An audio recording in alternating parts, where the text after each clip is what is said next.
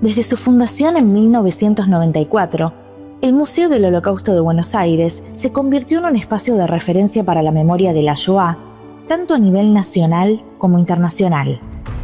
A 30 años de su creación, acompáñanos a conversar sobre el pasado, presente y futuro de nuestra institución. Esto es Nuestra Memoria Podcast, una producción del Museo del Holocausto de Buenos Aires. Hoy hablamos con... Bueno, yo soy Ariel Shapira. Bueno, mi nombre es Fabiana Mindlin, soy directora del Museo del Holocausto y secretaria general de la comisión directiva.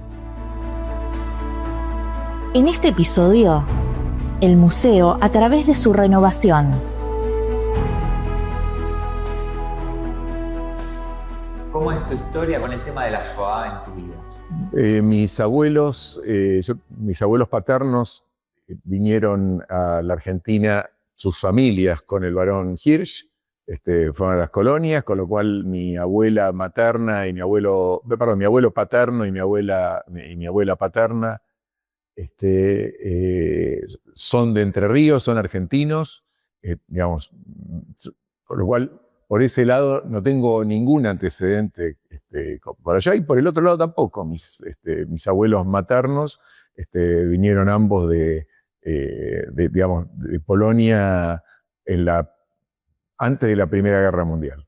Entonces, mi vínculo nace como judío, un judío consciente en algún punto de lo que fue la Shoah, y que tomo primer contacto con el museo a partir de... Yo estaba en el board de ORT y en la comisión directiva de ORT, y producto de una trifulca entre chicos de ORT con chicos de un colegio alemán de Lanús, le dan como probation a los chicos del colegio alemán de Lanús venir al museo. Y la verdad me sentí un poquito avergonzado de no conocer el Museo del Holocausto de Buenos Aires.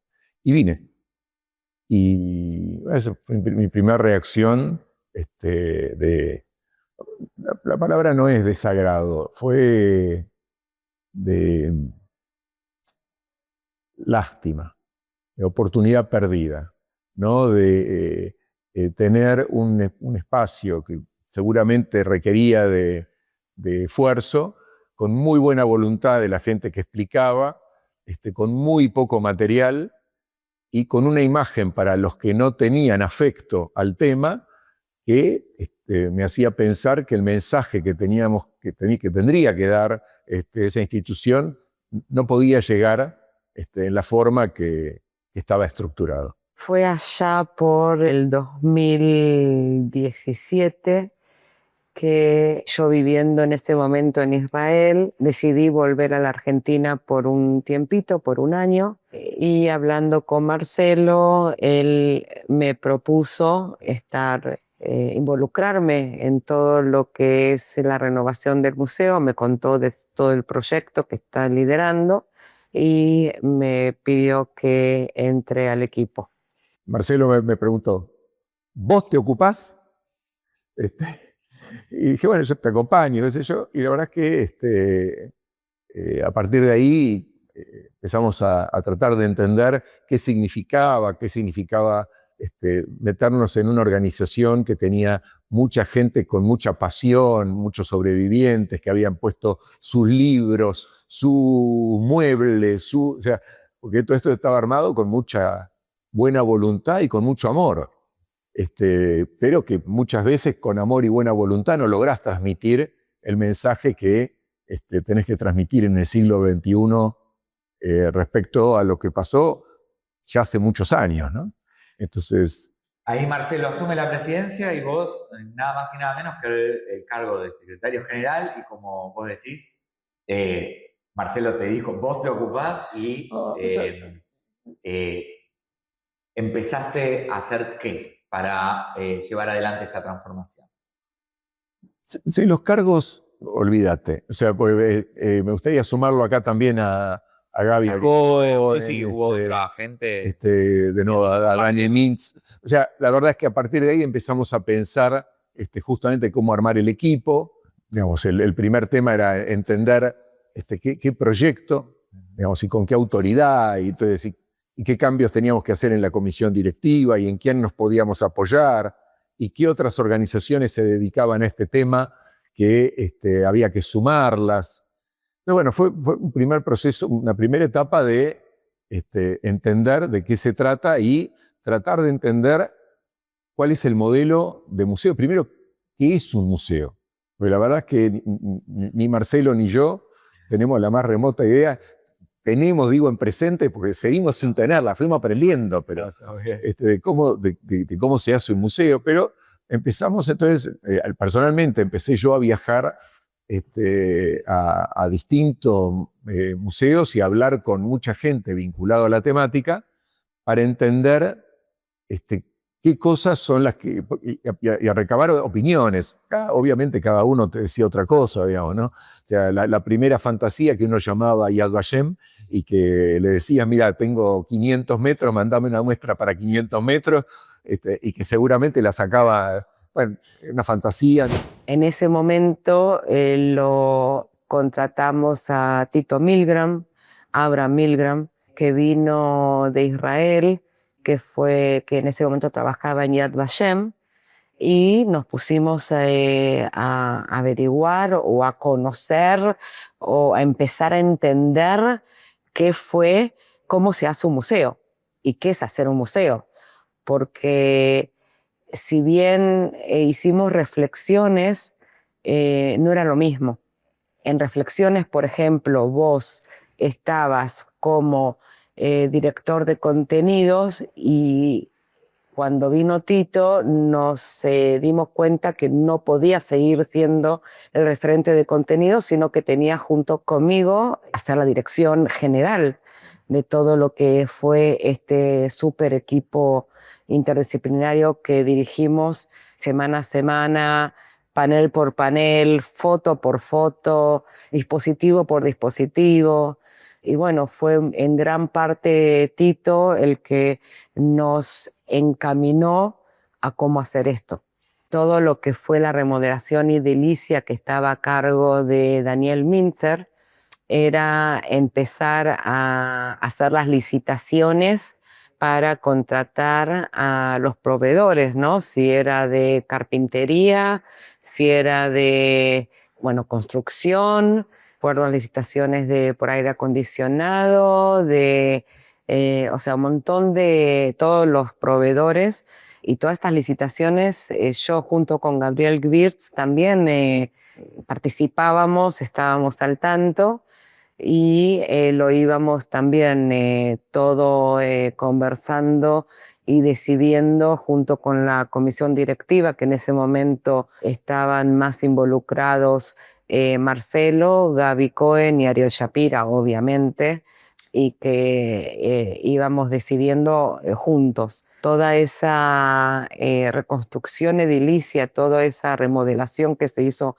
en este edificio, también fue algo muy interesante en el cual yo me involucré y terminé aprendiendo algo que Daniel Minter me enseñó, que es no se cambia ni se modifica nada, porque todo cambio o modificación es tiempo y plata. Dentro de todas las charlas, recuerdo siempre con mucho respeto, una charla que tuve con uno de los presidentes del Museo de Washington, que primero me explicó cómo fue la historia del Museo del Holocausto de Washington, que yo no la conocía, y lo segundo que me dijo, que me pareció importante, es no busques un historiador, no busques un museólogo, busca un guionista. Y finalmente el tema no era tanto ese, pero pensá de principio a fin qué es lo que querés piensen con qué querés que salga la gente que recorre ese museo. Entonces a partir de ahí empezamos a mirar los museos con otra óptica. Sabíamos que el museo tenía que tener elementos tecnológicos, sabíamos que el museo estaba destinado a jóvenes, sabíamos que queríamos que el museo llegue fundamentalmente a personas que no sean de la colectividad, pero que también les sirva eventualmente a los de la colectividad. sabíamos que algunas cosas estábamos muy convencidos. Sabíamos que la tecnología tenía que ser parte importante de la propuesta de valor. Y a partir de ahí entonces empezamos a mirar distintos museos. Puedo contar que, de nuevo, así como Washington, la otra cosa que me dijo este señor que me pareció muy importante es lo otro que el museo tiene que tener, más allá de un guión, es un por qué aquí y un por qué ahora. Porque la Shoah pasó hace 80 años. Y la pregunta es, ¿por qué lo voy a comunicar aquí ahora? ¿Qué tiene que ver? ¿Qué pasó? ¿Qué es lo que tiene distinto aquí y en este momento? Entonces, esas también son preguntas fundacionales para pensar qué tipo de elementos y con qué tipo de recorrido y con qué tipo de, digamos, información tenés que dotar al museo. Ejemplo, en este museo no podía no haber una parte importante de Eichmann. O sea, por lo que tiene que ver la Argentina con esa parte de la historia. No puede no haber algo importante respecto a qué es lo que pasaba en la Argentina con los inmigrantes durante la guerra. ¿Qué pasaba? Entonces, esto fue determinando algunos elementos que nos parecía que sí eran importantes y pensar qué tipo de contenidos son los que podíamos llegar a buscar, encontrar. Y a partir de ahí, entonces, decía, fuimos a buscar muchos museos. Me impactó, primero te digo, recibimos colaboración de alguna gente que no me quiero olvidar de mencionarlas, por ahí nunca lo van a escuchar este podcast, pero la verdad es que la gente del Museo de Chile y la gente del Museo del Holocausto de Chile, el Museo Judío de Chile y el Museo del Holocausto de Curitiba fueron súper inspiradores en algún punto, porque con pocos recursos hicieron cosas muy fuertes, y en países y en lugares donde la población judía es absolutamente minoritaria. El Museo de Curitiba es un museo muy chiquito, difícil a veces hasta llamarlo museo, pero en donde se busca la visita guiada. O sea, te diría que es prácticamente imposible recorrerlo sin guía, por cómo son las dimensiones. Está muy bien hecho por la formación de los guías, por el espíritu que se transmite. Y también me desmitificó un poco el concepto de el museo guiado versus no guiado. Uno tiende a pensar que uno puede recorrer libremente, y eso puede ocurrir, o sea, de bárbaro se puede ocurrir, pero la importancia de tener buenos guías y tener una secuencia que permita transmitir las emociones, digamos, ¿no? Y el Museo de Chile también, con muy buena voluntad, en un país donde la población judía es absolutamente minoritaria y segregada en algún punto. Después la conocí a Lea, que con ella después tuve una historia muy, como ella dice, de película de Hollywood, porque nuestras vidas pasaron por un lugar físico en Israel, por el mismo lugar físico en Israel donde yo vivía. Ella tenía ahí a la mejor amiga de su tía con la cual ella había sobrevivido, y cuando nos enteramos de eso fue muy fuerte de cómo el mundo es un pañuelo. Y ya que estamos con Lea y hay un capítulo especial dentro de todo este proyecto que es el Dimensions in Testimony. ¿Cómo fue tu vínculo con ese proyecto?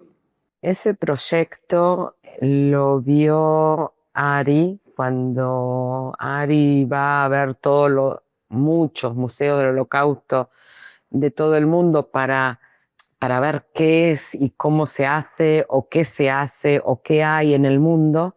Él llega a Nueva York, donde creo que era en Nueva York sí, me parece que era en el Heritage. Él ve este Dimension in Testimonies. En ese momento había solamente dos, uno de Pinhas y otro de una sobreviviente Eva. Y lo trae y nos dice, esto lo tenemos que hacer. en nuestro museo y se pone en contacto él con la Shoah Foundation. Yo lo acompaño en ese vínculo y decidimos que lo tenemos que hacer. Entonces empezamos a averiguar cómo se hace. Ari encontró un donante que pagó en ese momento porque era mucha plata y lo pudimos hacer gracias a que vinieron ellos a capacitarnos para cómo se filma y cómo se hacen las preguntas. Y bueno, y Lea fue el primero. Ahora, no me acuerdo si Lea fue la primera opción, pero porque estaba entre Lea, Sara, Hollander, teníamos varias propuestas y me acuerdo esta frase de Ari que decía, hoy es caro, pero mañana es imposible. Estábamos en el minuto 90 para hacer este proyecto. El testimonio interactivo creo que fue una de las cosas más difíciles en las que nos embarcamos. Primero, porque es digamos, la Shoah Foundation no lo hace así nomás. Segundo, por el dineral que nos pidieron para hacerlo. Tercero, porque los tuvimos que amenazar que íbamos a hacer algo solos para que nos den, para que nos den un poco más de importancia y prioridad.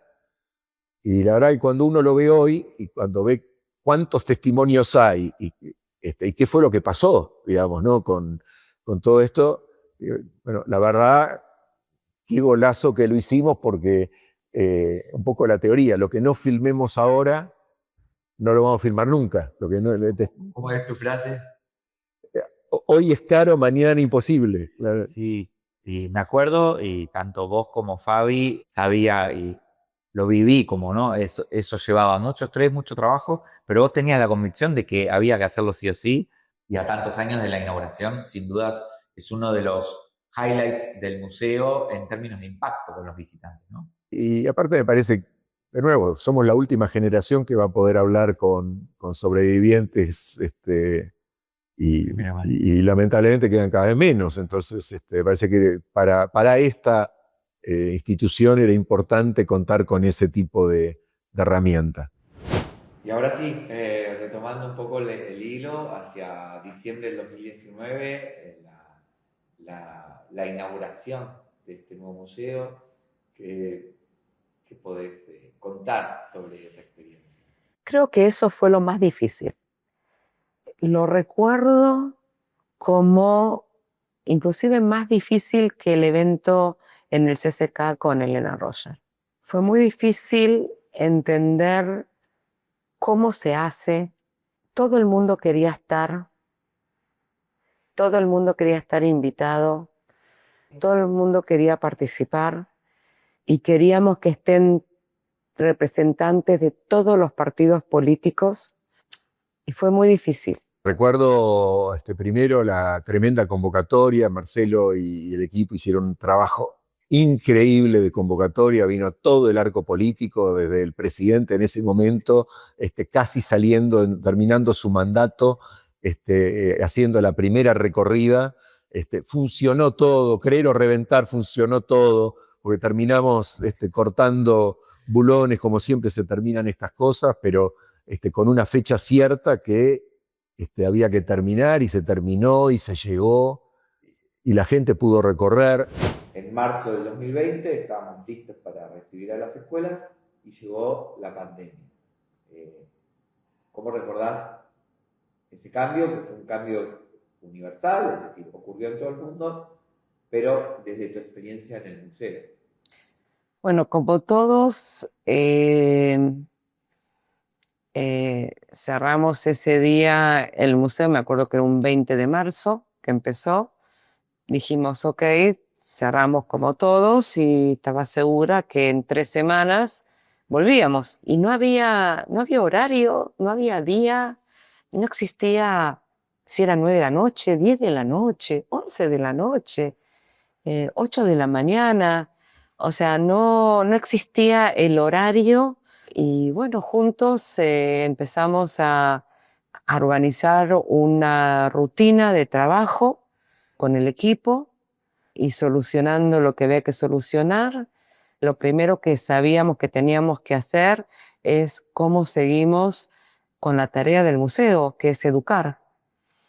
Y ahí fue cuando el equipo educativo, o sea, dirigido por Bruno y supervisado por vos, hicieron aprender sobre el holocausto, era, ¿no?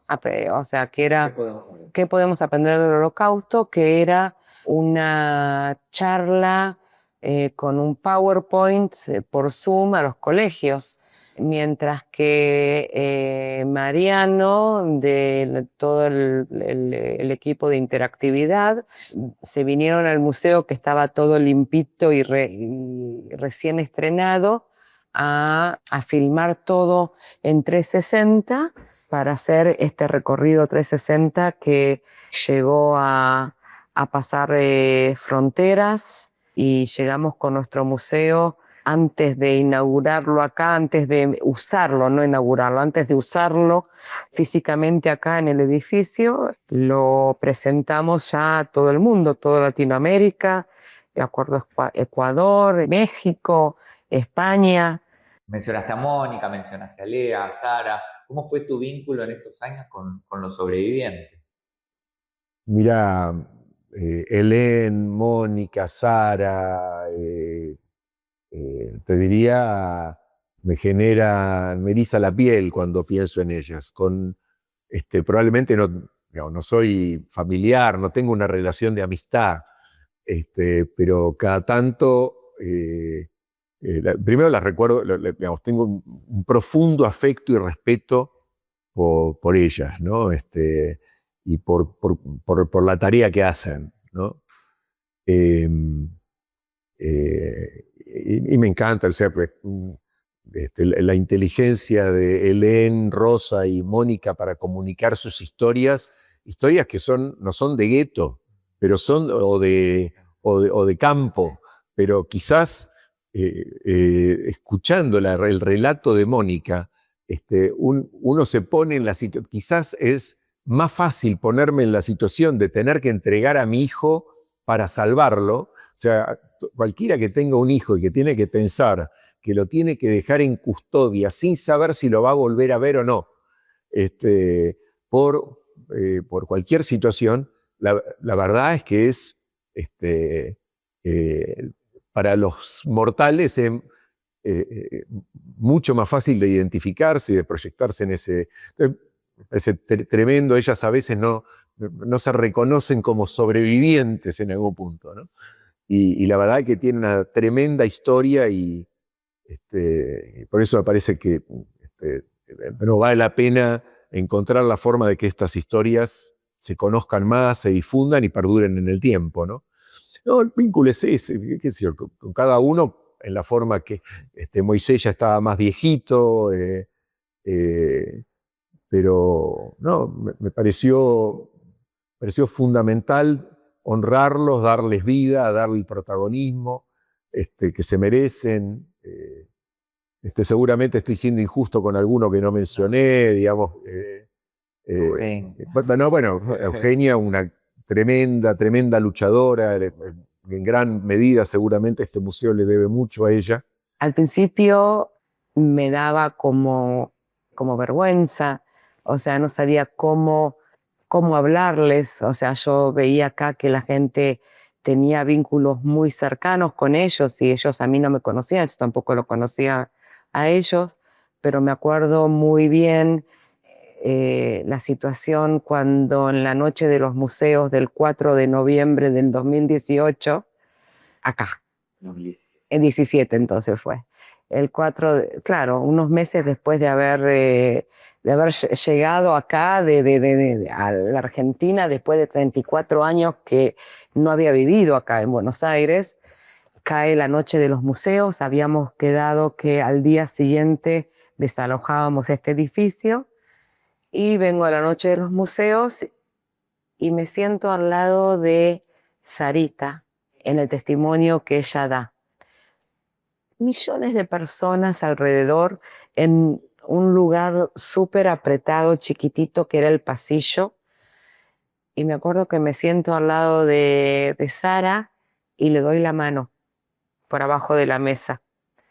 Y eso fue el primer vínculo real, cálido y emocionante con una sobreviviente.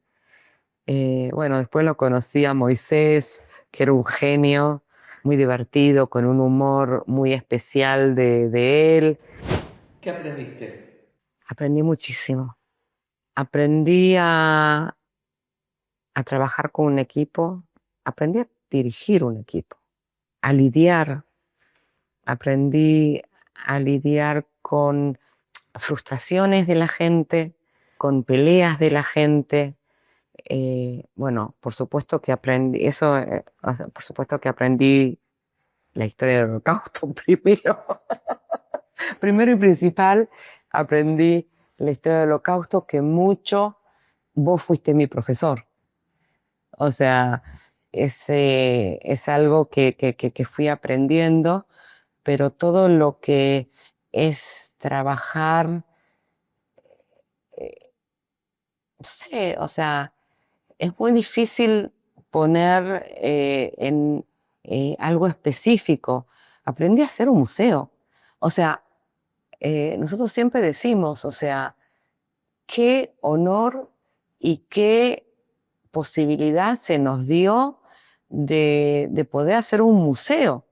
O sea, y a nosotros nos dijeron, hagan un museo y lo hicimos. Así que, como se llama, no sé, no, aprendí muchísimo, cambié muchísimo en mi personalidad. Aprendí, aunque a la fuerza, a no querer todo para ayer. Cuando llegué era todo, cuando lo querés, ayer. O sea, o máximo en un minuto. Bueno, aprendí a a dar ese espacio de que no todo tiene que ser ahora y ya. Yo creo que tenemos que lograr que todo el mundo lo visite. O sea, creo que el que visita este museo se va con sensaciones distintas. Seguro que va a aprender algo, pero no quiere decir que vaya a aprender una fecha o un nombre, va a aprender, se va a ir con sensaciones que lo van a ayudar, que lo van a acompañar en su vida. Por eso me parece tan importante que todos los docentes vengan. O sea, si vos me preguntás qué grupos son los que más me gustaría que visiten, me parece que no hay una persona que pueda ser docente y que no conozca esto. No porque por los judíos o porque tiene que ver con algo que pasó hace muy poco en un Estado de derecho, con leyes que fomentaron y permitieron que esto pasara. Esto no fue un acto de terrorismo. Esto fue un acto deliberado de Estado. A los ojos del mundo. Me parece que es importante que lo entiendan. No es una página en un libro de historia. ¿Qué es el Museo del Holocausto para vos? Para mí, en lo personal, mi casa, digamos, ¿no? O sea, es un lugar en el que, no te voy a decir un hijo porque no es un hijo, pero es un lugar en el cual hemos puesto muchísima energía para digamos, lograr poner un granito de arena en una dirección. Entonces, la respuesta es múltiple. O sea, desde el punto de vista de institución, como te dije, es mi casa, un lugar al que quiero, al que pertenezco, que siento que cumple con las tareas, con tareas que alguien las tiene que hacer y el museo las hace bien. Y desde el punto de vista te diría, de rol en el mundo, o rol en la sociedad, o rol en la comunidad, creo que es un granito de arena o un aporte en la dirección que yo considero adecuada. O sea, y un ejemplo de muchas cosas. Un ejemplo de que se pueden sumar instituciones para funcionar mejor en conjunto.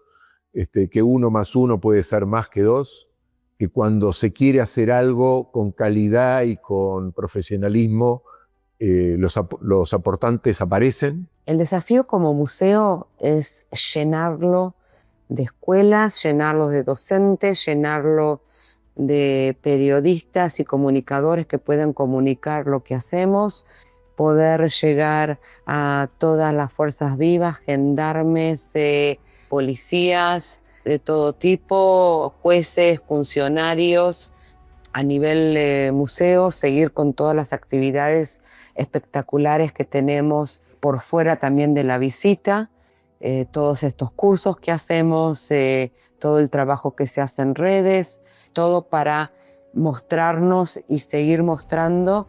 Lo que quiero agregar o repetir es que es un placer y un honor que me dio mi hermano de hacer esto, que creo que es el proyecto más importante de mi vida, aparte de mis hijos, por supuesto. La salvedad. La salvedad. Que siento mucho orgullo de estar en la dirección de esta institución, que estoy convencida de que hacemos el trabajo que tiene que hacerse. O sea, estoy convencida que el camino al que lo estamos llevando es el correcto. Estoy muy convencida de la misión que tenemos.